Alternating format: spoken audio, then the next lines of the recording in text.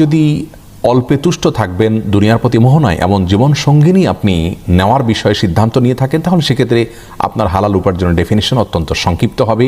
কোনো রকম জীবন ধারণ করার উপায় আপনি জোগাড় করতে পারলে সেটি আপনার হালাল উপার্জন হিসাবে বিবেচ্য হবে। একইভাবে মেয়েদের জন্য বিবাহের পূর্ব প্রস্তুতি হিসাবে গৃহস্থলী কাজকর্মগুলোকে ভালো করে রপ্ত করে নিতে হবে। অনেক সময় আজকাল দেখা যায় যে দাম্পত্য জীবনে এসে গৃহস্থলী কাজ না জানার কারণে স্বামীর সাথে বনিবনা হয় না, বোঝাপড়ার সমস্যা তৈরি হয় এবং সুখ এবং শান্তির ঘাটতি দেখা যায় পারিবারিক জীবনে। এই জন্য গৃহস্থলী কাজগুলোকে রপ্ত করে নেওয়া এটা মেয়েদের বিবাহের পূর্ব প্রস্তুতির অংশ।